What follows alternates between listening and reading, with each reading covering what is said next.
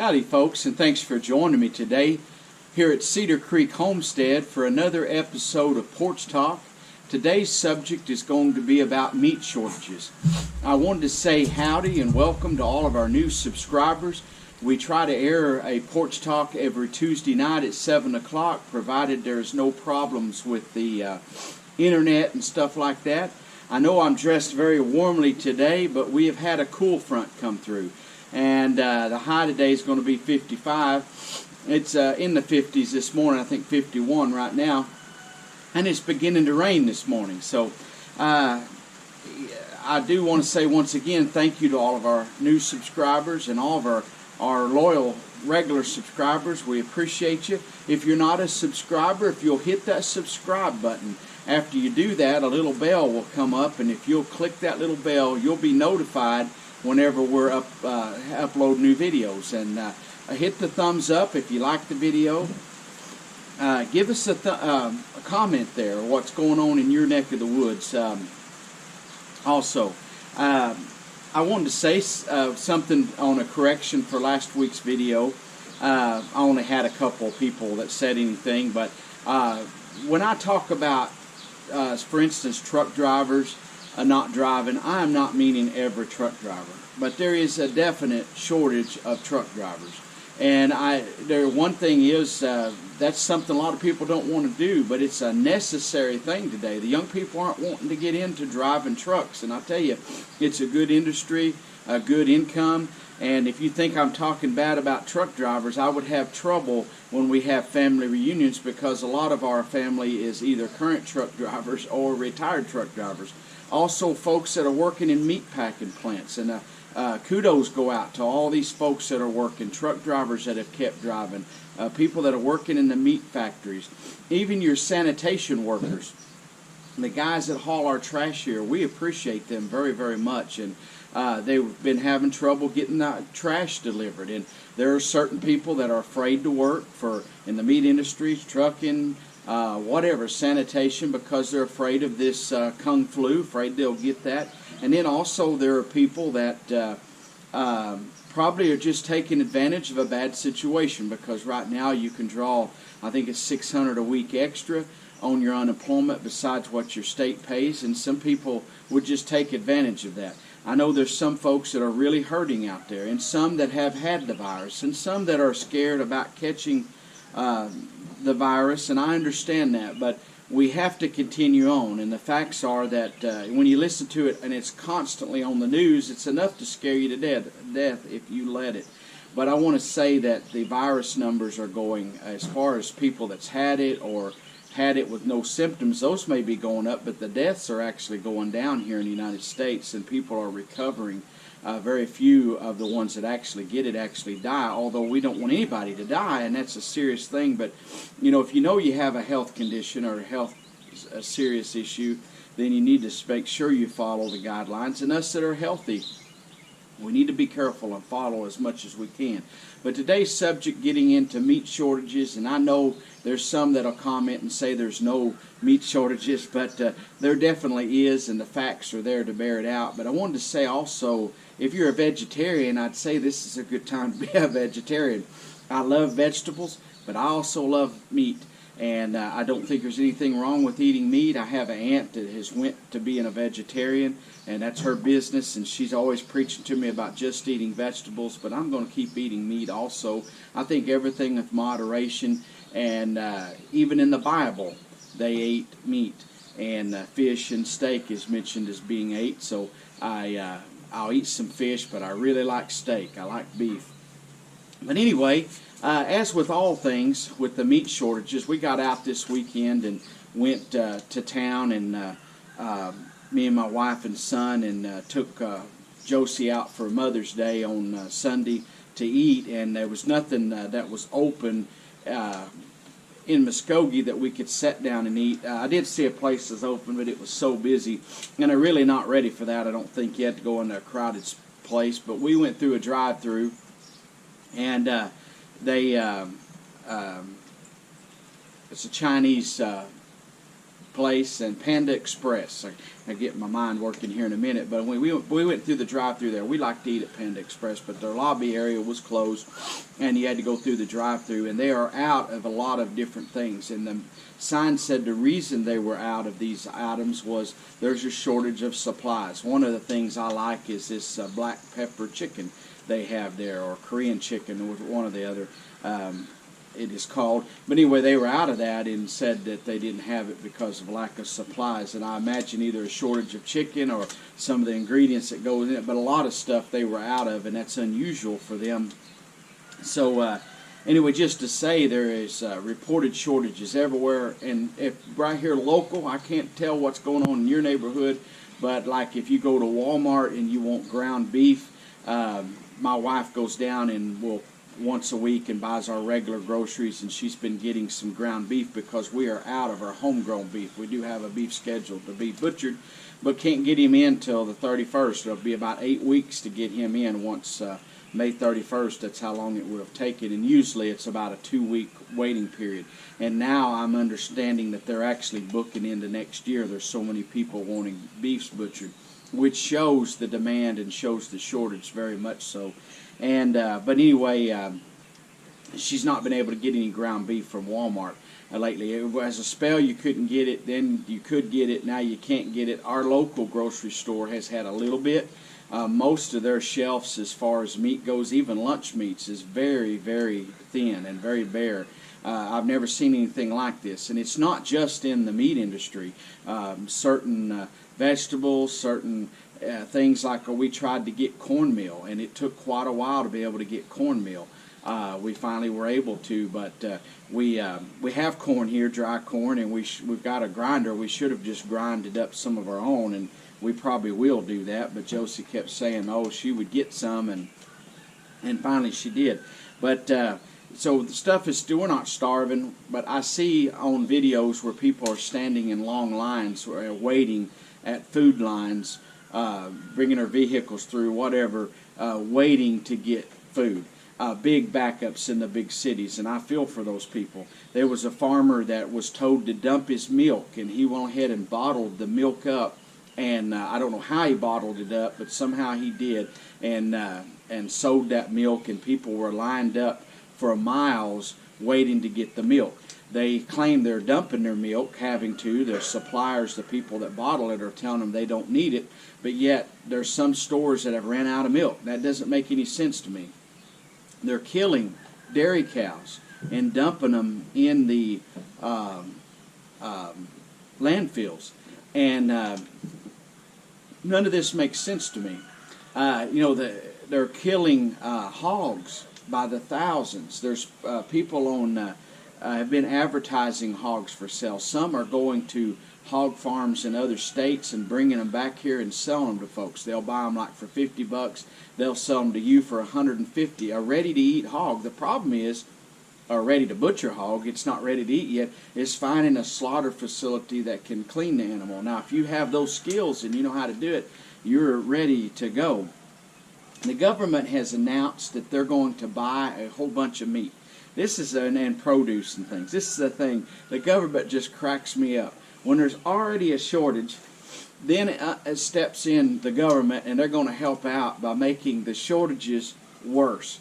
And they're going to buy billions of dollars of agricultural commodities. The problem is the farmers are raising plenty of chickens. They're raising plenty of hogs. There's plenty of beef, goats, sheep. There's plenty of corn. There's plenty of all kinds of that stuff, but getting it processed, because people are getting sick at these butchering facilities, these slaughterhouses, and as they're getting sick, others are afraid to go to work, and it's understandably so. Some are testing positive that have never had signs, never been sick, they don't feel sick, but yet they have to quarantine, so it has cut the number of people working in the facilities in half. In some states, they have totally closed some of the processing facilities. Now, as the making of this video, they are trying to get them back open, and some are coming online. They're working 6 days a week, trying to stay caught up with the crews that they have, and it is a definite shortages, and I think that with the government going to buy some more, they're going to add to the problem. But as far as the farmers, there's plenty out there. It's just a matter of getting it processed.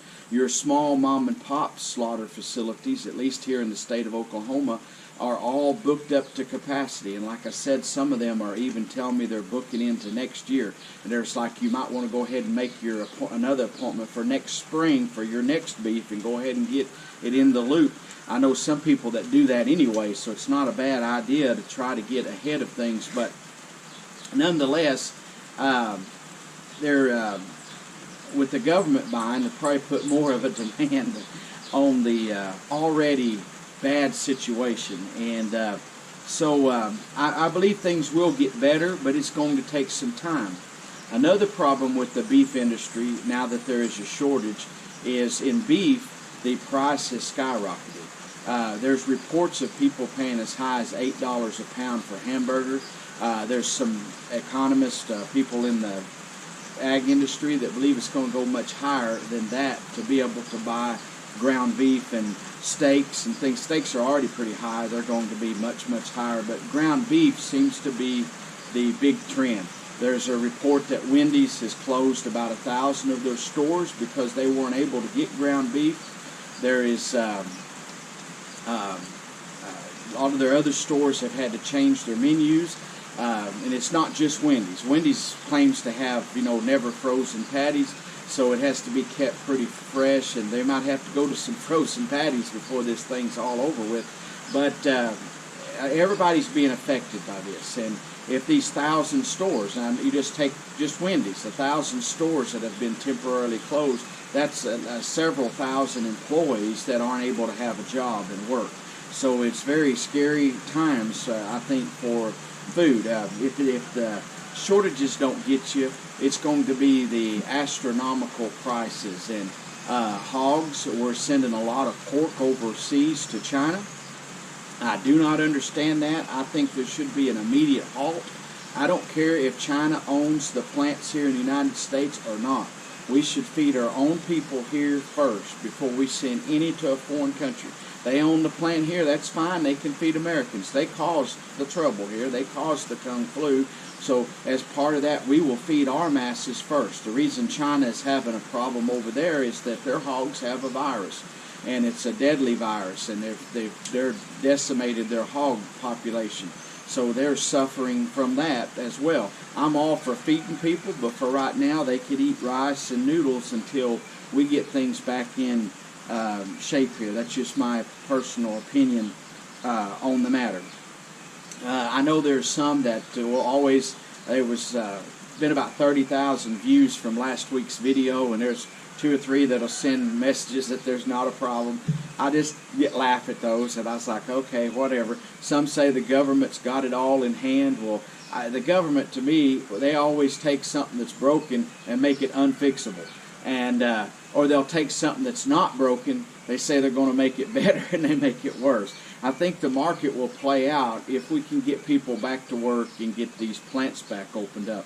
But it's going to take some time, and I think in the meantime, one of the problems will be being able to afford the food. Also, not just in the beef industry, and I've already mentioned this, but there are reports that like apple harvest and other harvesting of produce and stuff is going to be delayed, and perhaps some of it will be not harvestable. There are some farmers reported that are still haven't harvested corn and soybeans from last year. They'll probably just have to plow those under. So some that are reporting problems with even getting planted. Some of our farmland here is unplantable because of the floods we had last year. They are still so devastated and destroyed that they're unplantable. Most of it they have gotten in, but you take just a little sloth out here and a sloth out there of your a slice of the pie out, in the future. In the next few months. That's why on this channel we're encouraging folks to raise their own meat, raise their own eggs, raise their own vegetables, do anything you can to try to feed yourself and to start prepping right now. If your store does have some stuff, I would be stockpiling a little bit. I'd not go out and just panic buy, but when I went to the store, Maybe buy an extra package of meat or an extra can of vegetables and start getting prepared for what's coming. You know, some say we could have it worse this fall. I don't believe so, but it could be. And if it is, we could have another big repeat of all this. If we do, but my saying is, if you get prepared and nothing happens, so what? I wanted to give you a few numbers for those skeptics. The hog kill for last week was 1.5 million. A year ago, for the same time, was 2.5 million. So you take, roughly, that's getting up there close. Those are rough estimates rather than telling it down to the exact number. But if you take nearly 1 million animals is what it amounted to, less killed, that is a lot of hogs. And we're sending a big chunk of what we do harvest over to overseas, namely to China. So you figure that out. How in the world our country ever got into the place where we were allowing foreign entities to own our farmland? I seen a report the other day that claims that China, just China alone, owns 35% of our farmland here in the United States. Somebody tell me that's not so. If that is a true statistic, and that is a fact, I'm telling you that's bad. How did we ever allow any foreign country to even own as much as an acre? If we want to allow them to have an embassy in our country, we should lease them an acre of land to put them an embassy or whatever it takes for an embassy, and when we want them out of here, they go and we own the property back. If they want to own land here, maybe we should lease it to them, but I don't think they should be owning our plants, factories here in America. But because they own it, and also, I'm just going to tell you folks, we're so far in debt, China's loaning us the money. They caused the virus. Now we're going in debt to give stimulus and to give relief to all these industries, and look what's happening now. They own us. They're the banker. And so you can't anger the banker too much or he'll quit loaning you the money. It's the dumbest thing I have ever seen. Does not make a bit of sense. Hog slaughter. This has been for a couple of days ago, not hog slaughter, beef slaughter for a couple of days ago, was 85,000. A week prior, it was 77,000. So they had increased the numbers. They're doing what they can to get the plants back online, so that did help. But where they had went up to 85,000 a year ago, for one day, they had butchered 119,000 a year prior. You take that many big 1,500-pound steers, whatever they weigh, and you take whatever it is, 35,000 less every day, folks, we're going to run out of meat before long. So this comes to the answer today. If you're, like I say, if you're a vegetarian, you can grow your own vegetables. Don't worry about it. But if you're somebody like me that likes a well-rounded meal, and I like beef and chicken and pork and stuff, I have to come up with alternatives. Of course, here at the homestead, we have chicken and beef. We're wanting to add hogs. But what do you do if you're out there? You're an individual, you don't have a room, you're not in the country, you're in town, or maybe you're a suburbanite and you don't know, you can't raise you a hog there. You live somewhere that's got covenants of your property, and you can't have chickens, you can't do it. So what do you do? Maybe you're somebody that don't have time. Just for instance, gardening. You might be somebody that just flat out hates gardening, so what's the alternatives? Well, buy up freeze-dried vegetables. Get you a freeze dryer and freeze dry your stuff on your own. Can your own stuff. Buy from farmers markets. If you're needing beef, there's several ways, at least here in Oklahoma, to get beef, and I'm sure it's nationwide this way. Find a farmer. There's some advertising on Craigslist here. They're kind of pricey. Someone asked me what one was going for, a whole beef here. And they will take it to the slaughter facility of your choice, and you have to pay your own slaughter facility fee, and you'll get about 700 pounds of meat, your choice, if you want most of it hamburger and in the steaks and roast, or if you want it all in hamburger. But a guy has them advertised, Angus beef here, $2,400 for a beef. Now that's pretty good money. That's way more than he's going to get at the auction for it. You could probably go to an auction if you find one that was ready to butcher and take it straight on to a slaughter facility if you could get into a slaughter facility. That's kind of the key right now. There are local farmers here that are growing their own beef, and they have appointments with state inspected and USDA inspected places. If you're here in Oklahoma, you can go to the Oklahoma Cattlemen's Association, and they're promoting farmers that are members of the association that are raising beef and selling to the public, and I'm sure your state has that also. Once again, you could go on to Craigslist and find out some. There's probably other means. Check out your local farmers markets. But there's other alternatives to buying beef. If you have the skills and you live somewhere where you could, and you knew how to do it, you could kill a beef and probably buy one wholesale at an auction facility, or such as a rancher like myself. I could fatten some up, and I'm planning on getting into that, fatten up some animals, some steers, and sell. I've even got some that are grass-fed ready to go.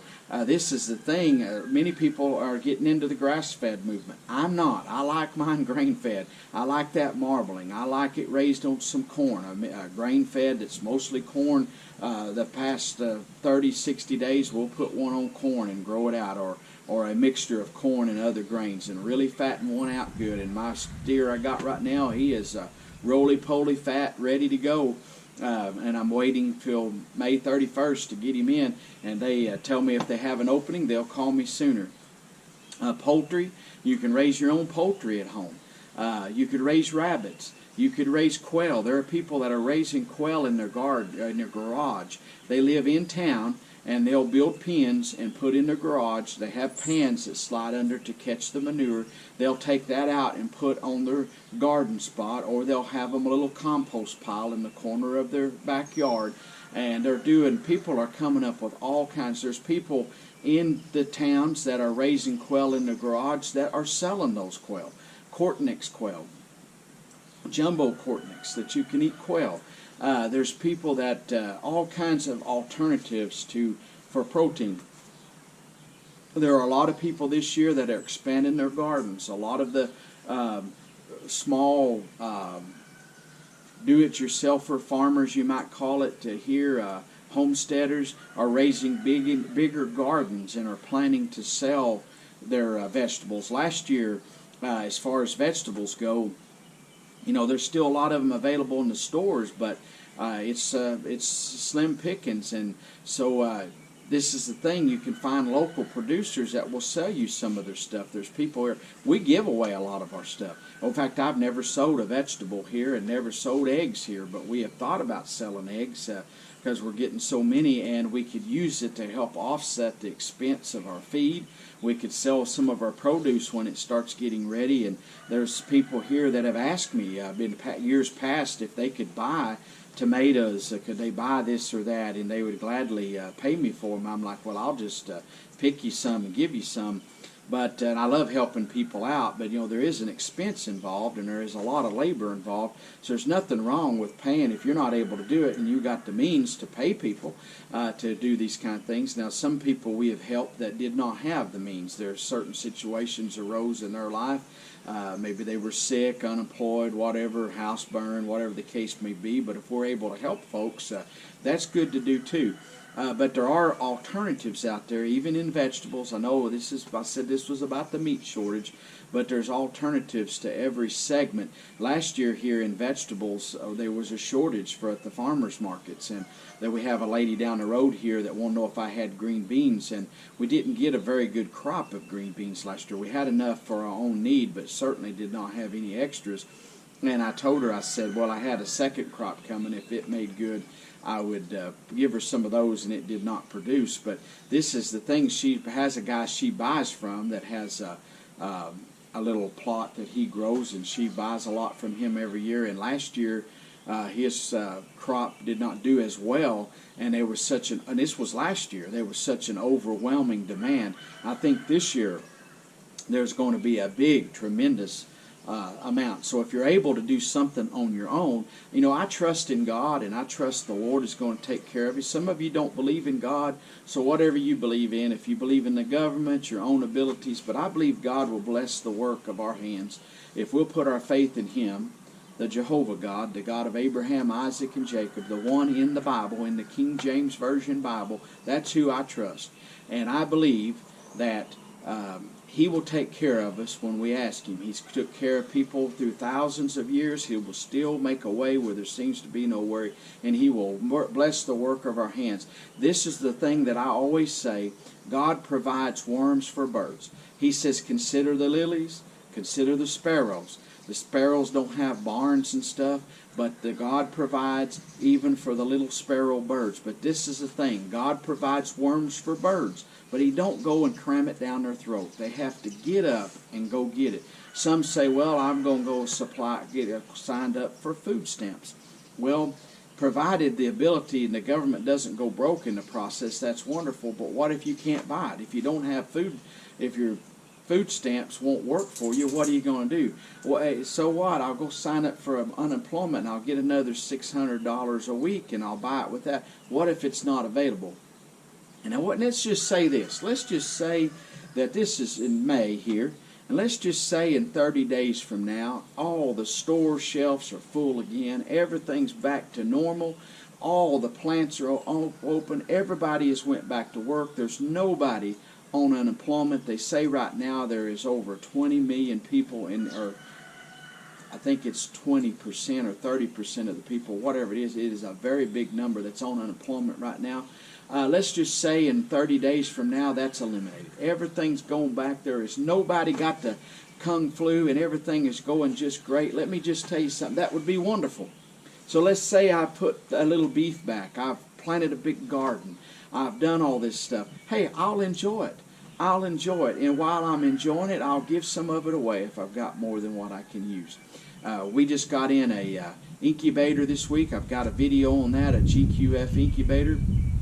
We're going to be hatching chicken eggs in it and probably hatch for other people around here locally that will need hatched, but we're going to be raising our own chickens, because if you try to buy chickens at the stores, we were at Tractor Supply, 2 different Tractor Supplies last week, and both of them were sold out of chickens except for bannies. They had little banny chickens was all that they had available. Nothing that you could grow out and really eat. You can eat a banny chicken, but it just takes more of it. But they were sold out of chickens, because baby chicks, because everybody is really moving. Even feed supply is getting short, and their feed that they carry at both stores was a lot less. Dog food, namely, was a lot less in stock than normal. Just throw this out to you as a little tidbit. I was told by one of my suppliers that air conditioning filters that you buy just to throw away air conditioning filters are going to, they're planning a shortage of them. But it's already, they're ordering them in, and it's going to be hard to get. For some reason in the supply chain, there is a shortage of those. So just to tell you, if you need air conditioning filters and you see them your size that you need at your home, you better get one, or order you in one that you can wash and reuse, because there's going to be shortages of everything, and there's going to be some supply chain hiccups, I believe. And I don't think we're through with this yet. I hope we are. I'm hoping for the best. I'm hoping and praying for the best. But I'm preparing for the worst situation, and I hope you will too. I appreciate you joining me today and listening to this week of Porch Talk. We air this every Tuesday night. I try to at 7 o'clock, provided the internet doesn't give me problems. Once again, if you're not a subscriber, we'd appreciate your subscription. It helps us, helps our channel. And also, tomorrow night we'll be having our drawing for our 2,000 subscriber giveaway of Tractor Supply cards. We have a video about that. If you've not participated in that yet, you still got a little bit of time, and we'll look forward to seeing you for that on Wednesday at 7 o'clock, and may God richly bless you, and we'll see you next time here on Porch Talk. We're gone.